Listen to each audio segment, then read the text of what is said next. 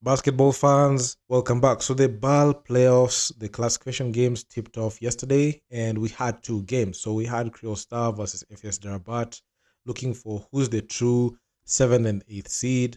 Then we had Al Ali Tripoli versus Al Ittihad to see the real number one and number two seed. So as per recording of this video, Kriol Star were able to maintain their position as the seventh seed, and they beat FS Rabat. So FS Rabat right now are the true eighth seed, Kriol Star the true seventh seed. Then we had the game of the evening, which was Al Ahly Tripoli versus Al Ittihad. So Al Ittihad were able to defend, their unbeaten streak, and they are 7-0 right now.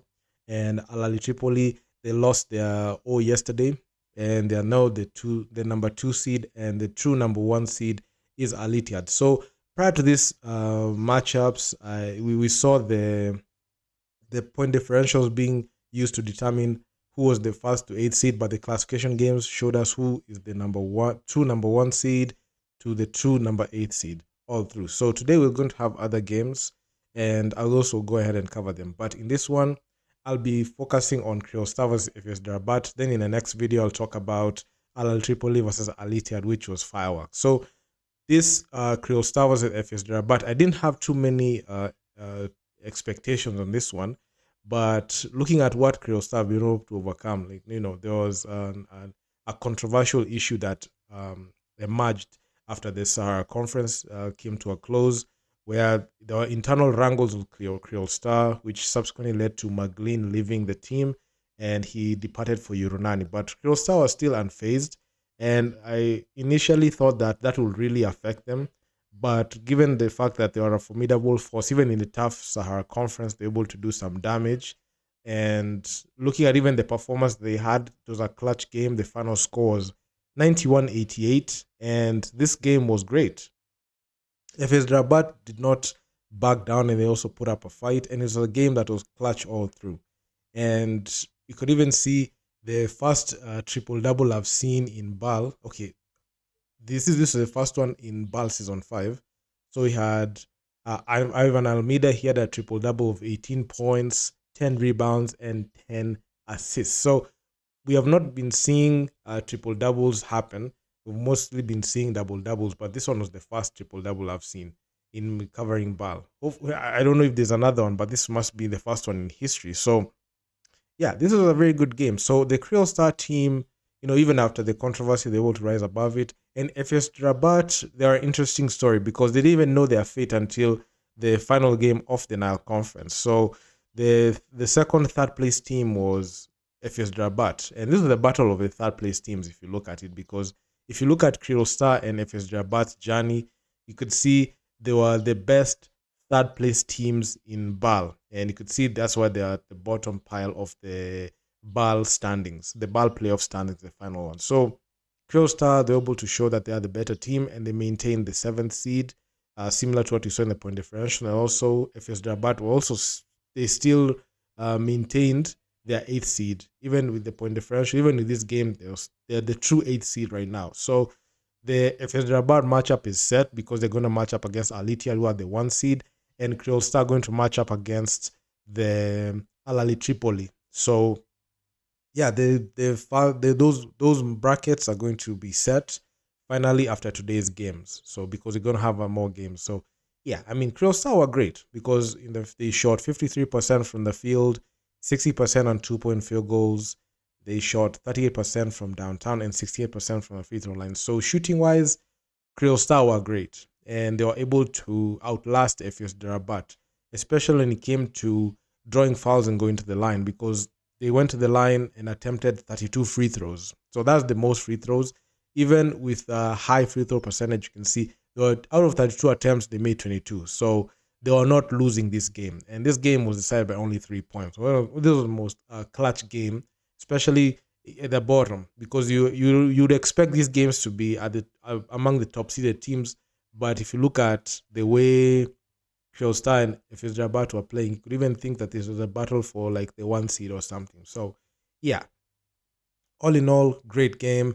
Kriol Star had 38 total rebounds, and FS Rabat were only one rebound shy from tying them. Then when it came to the assist category, you could see the FS Rabat team dished the rock pretty well, but it wasn't enough.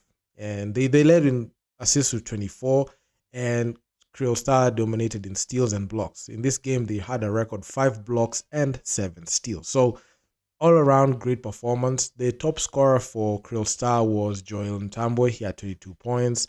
Jalan McLeod had 21, and Ivan Almeida, he had a triple-double of his own. Not only being third in scoring with 18 points, but also leading in boards with 10 boards and leading in assists with 10 assists. So the Almeida brothers have been great, but this one, Ivan Almeida led the charge for Kriol Star. Then on the other side for FUS Rabat, we had Yasin Bayer, he had 22, Jonathan Jordan 11, and Nisri Zuza with 11. So Jonathan Jordan, he was great, especially when he played in the Kalari Conference. He was that guy that could go off in any game, but it was very difficult for them because the only wins that FUS Rabat were able to get were from the Stade Malien team, and they were not able to beat the River Hoopers and the Alitia team. So yes, they really the way that they played, they really struggled, especially in the Kalari Conference. But this one I've seen, like, there's a difference in how they play. I know it's been a while since I've seen this team play, but they had good output in this one. So Mohamedou Dange, he had 10 boards, and Jonathan Jordan, well, not only was he second in scoring, but he led in assists with 7 assists. So all around, this was a very good game. I can't say I had too much high expectations in this one because Kriol Star, I mean, Ivan Almeida's triple double was the story of the evening. I mean, Joel Almeida, despite even playing heavy minutes, he only had 11 points, 4 rebounds, 2 assists, 4 personal fouls. Didn't do too much like that. I mean, we had, that triple double carrying the day. And if you look at even the FS Rabat team, you could see the BAL atmosphere didn't phase them because I know they were 1.5 months removed from playing, but still, they didn't even know if they're gonna make it to the playoffs because they had to see the result of the Nile Conference as it happened. So at least they didn't lose their edge. Even despite the loss, they still show that they still have the edge to go ahead and do something. Because if you look at even the game the way it was, it was a close one. And if it's Rabat, if you look at their performance in BAL Season 4, you'll see that when they dominated the Kalari Conference, that time they were in the Kalari Conference in South Africa, they were able to dominate and they finished top. But when it came to the classification games in the quarterfinals, you see that that's where they faltered. So hopefully they're able to learn from last year. But if you look at even how they lost this game, I can't say they got dominated. So their main objective is try to see if they can make it past the first round. But it's unfortunate because they're matching up against an overpowered Al Ittihad side. So I am not sure how they're going to be able to do it. But anything can happen in BAL. And BAL right now is wide open. And there's a high likelihood, we're going to see a couple of our favorite teams get knocked out in the first round. So I don't know if I can place too much expectation on FUS Rabat and Kriol Star, making it past the first round. But hey, I mean, Kriol Star able to beat Ville Dakar, a team that I thought that was a dominant team, and I thought that they were going to go ahead and win it all in the BAL finals, but they didn't even make it out of the Sahara Conference. So very good performance coming from the Kriol Star team. I mean, Ivan Almeida's triple-double is something that I didn't expect. And you could even see the other guys also stepped up. We had Jalan McLeod. He led with 21 points, just like I said earlier. And, he was leading in scoring. Also, Joel Ntambwe also 22 points. At least there were 2 players who scored 20 points or more in there. And if you look at the FS Rabat, the scoring was spread out, and the main guy who was doing the scoring was Yasin Bayer. And without his productivity, I don't think this game would have been even close. So this was one of those games that I was following, but you could see there was no clear person who could win because it was anyone's game. And I really commend, Kriol Star's strong fourth quarter performance because they scored 29 points in the fourth. And those free throws that they were able to make, that was the difference because they went to the line 32 times, made 22 of them. I mean, if the team goes to the free throw line that many times, there's a high likelihood that that score will keep ballooning. Because that time they foul, the other team gets into foul trouble, and they're not able to play good defense like that. So yeah, so this performance was great. Kriol Star, they led in rebounds, steals, they led in fast break points, and in the turnover department, that's where they led, even despite the win. So they had 13 turnovers in this one. But if you look at the FUS Rabat team, they covered their bases very well, especially when it came to bench points. They had the best bench productivity at 45. They led in second chance points, points from turnovers, assists. So you would expect the FS Rabat team to be able to win this, but it just wasn't their game because of the fouling. There are too many fouls committed. So yeah, this was a good matchup, a quality matchup. Both teams are the third place teams that came out of the conference games, and I don't think there's so much expectations coming from Kriol Star and FS Rabat to make it past the first round. I know this for FS Rabat, it might look like a fall from grace because how they came into the scene, especially coming from Morocco, they had home court advantage in the Kalahari Conference. In the first ever Kalahari Conference, they played in South Africa. They were able to get the first seed, but they got knocked out in the classification. They got lost their classification game, and they got knocked out in the first round by the Cape Town Tigers, which was crazy. I never expected the Cape Town Tigers to go ahead and beat FUS Rabat in BAL Season 4. But BAL Season 5, is it the same script? Because they are following the same pattern. And looking at the type of matchup that they're going to have, it's not favoring them in whatsoever because they're going to match up against Al Ittihad. Al Ittihad were able to beat the other unbeaten team coming from the conference games in Al Ahly Tripoli.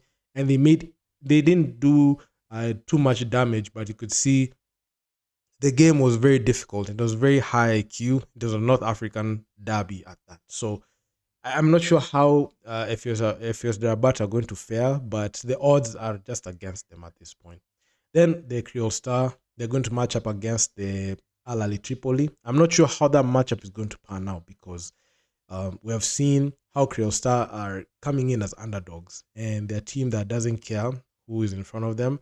They're able to beat Ville Dakar twice and able to beat Petro de Luanda, the defending champions. I know Petro de Luanda are far removed from the team that won the championship, but if you look at how they played, if you look at how Kriol Star played in that matchup, they lost their first one in a blowout, but you play the second matchup, you could see the game was different the way they approached it. So I mean, I don't know. The Kriol Star versus Al Ahly Tripoli looks different, and Al Ahly Tripoli kind of got exposed, and I'm going to talk about them in the next video. But hey, I mean, the third place teams did not disappoint. I didn't take too much keen detail, especially when I was watching this video. I was just watching it just to see what's going to happen.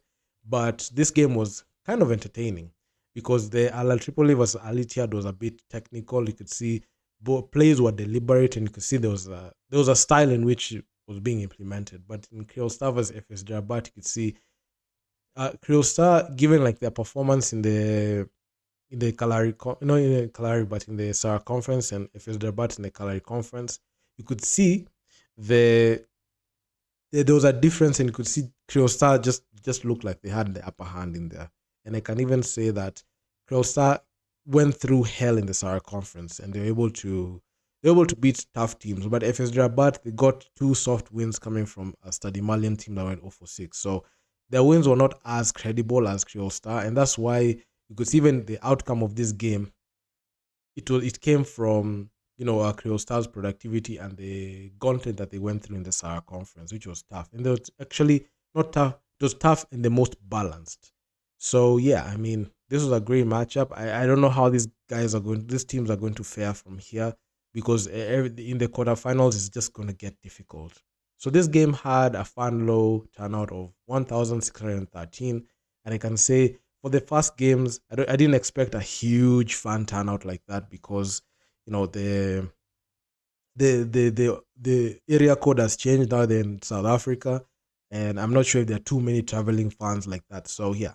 I mean, the games have been awesome. In the next video, I'm going to be talking about Al Ittihad versus Al Tripoli, my favorite game of the day. So is what it is. So do drop me your comments down in the comment section down below what you think about this. I'm gonna talk to you guys in the next one. Peace out.